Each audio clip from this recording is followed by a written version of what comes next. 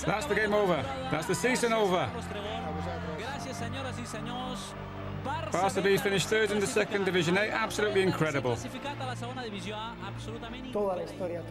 whole history of it, the whole journey we've all made at Barça B over the last 3 years. Yes, we're going to look back on some special moments from recent weeks. And of course there are certain incidents that we'll be talking about, but, well, not a specific moment. And there's nothing to complain of with the referees or anything. And now the time's come to pack the bags, and I'll never be going back to the mini-stadium. But someone else will be there with real ambition as well, and I'll always have emotional ties to the mini.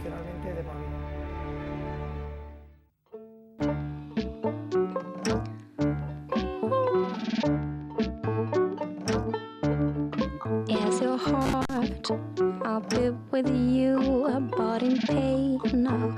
'Cause this thing is I'm with you, but not in you, in the place I should be.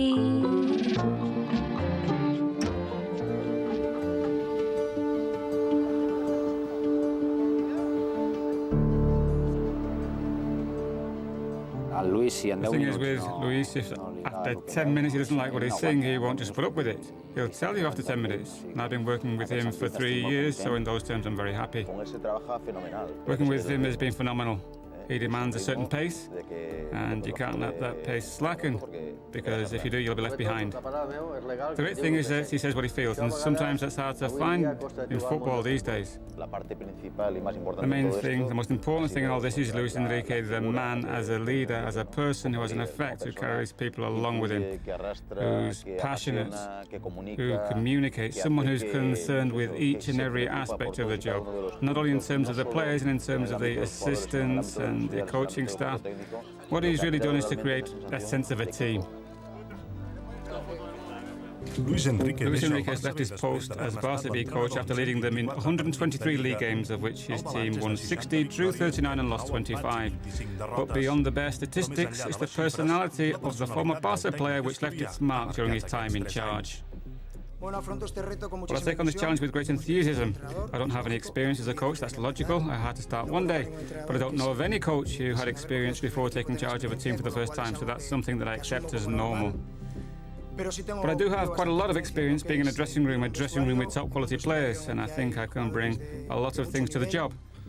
My work, my efforts, my enthusiasm, my dedication, they'll be total.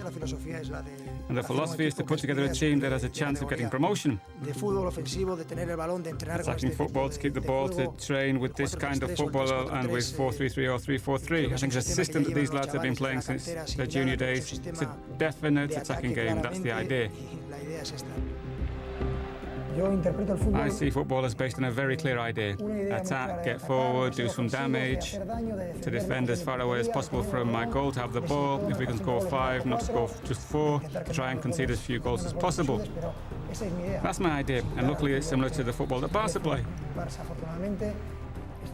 This is football, it's a team sport. We can't have a player who has a personal goal that comes before the group. The players, and luckily there aren't any in this team, who only think about personal objectives, for vroom. They'll soon be out of here.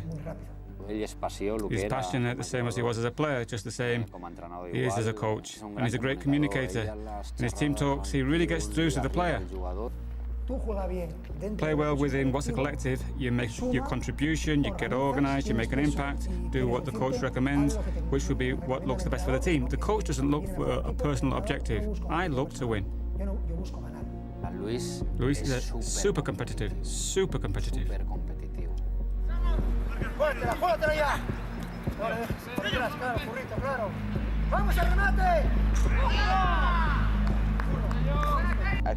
He got the very best out of each and every one in his coaching team.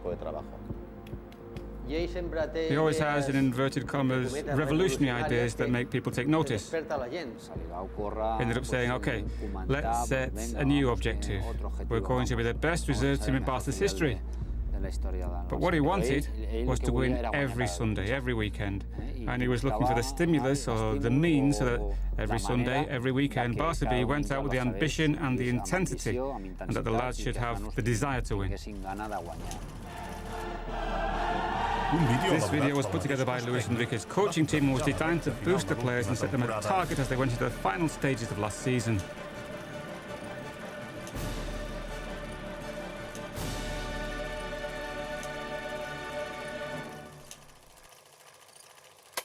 What's the problem I've had in achieving this objective? That they keep working at the objective. I can talk about it, but let's be honest. Barca reserves in history the best. It's in one ear and out the other, just words.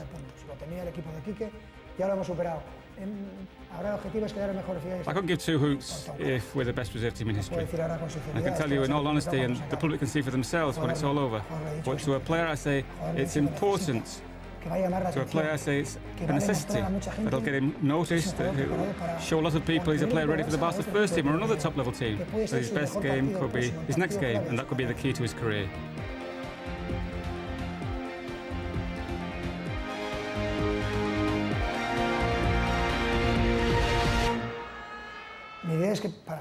My idea is that for me, my players are better than the players in the first team. For me, you understand?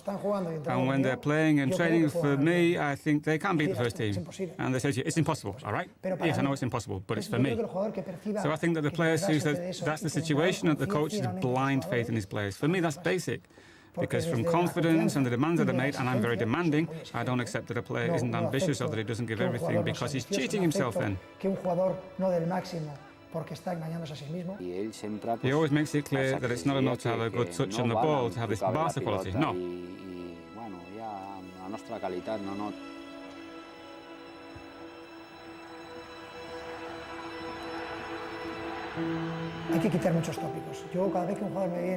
People say things. Whenever a player comes to me, they don't now, but they used to say, well, the thing is, they need confidence. So I say, and the man playing behind the striker doesn't need confidence, the winger, the centre-half doesn't either. If you need confidence, show us what you can do.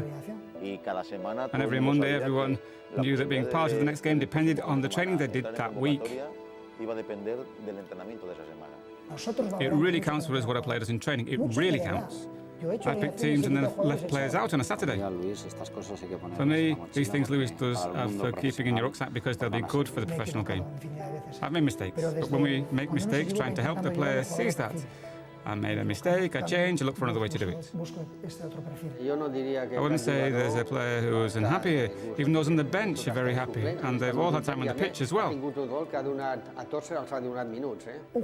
You start becoming an indispensable player when you contribute not only with your personal performance, but when you contribute over here as well. That's often the case with Puyol, for example. With him, it's like playing with an extra man, because he's telling the player next to him what to do. He's helping him. He's a motivator. So apart from his qualities as a footballer, he's bringing his leadership quality to the game. And that's crucial. Apart from Barça B achieving their best ever league position, the main objective of the reserve team was and is something else again, and Luis Enrique knew that. My objective, and in my contract is specified as such, is to get plenty of players into the first team. And I think we achieved that objective this season, obviously, because they were picked. But I think that the players are aware of this, as reserve team players make the step up to the first team. And they have the level, and they've contributed.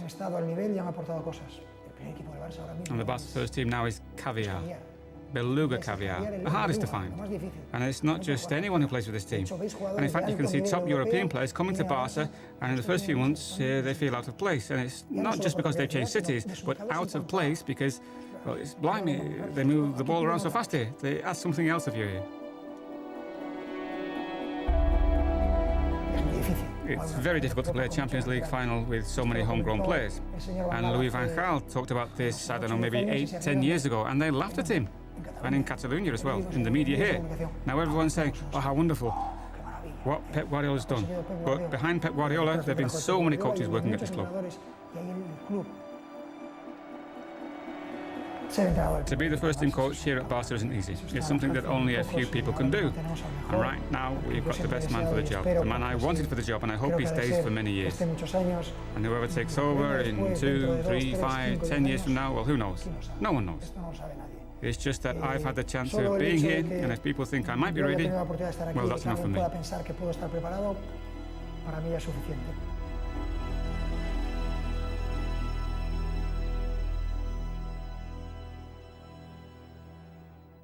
I think that I've grown a lot as a coach. I think that I've done my apprenticeship. I was lucky to finish my playing career at a club like Barça, and now they're giving me training as a coach, working within a system that I know perfectly, with a very clear and well-defined playing methodology and model.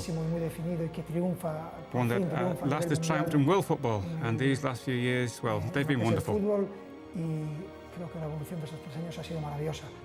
I think we've all contributed, and that's what he wanted.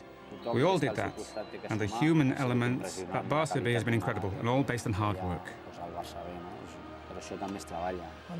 When the synergy or the group dynamic is positive and everyone in the group really feels important and everyone is working to help with their contribution, then there's no doubt that the result is more than 1 + 1 + 1.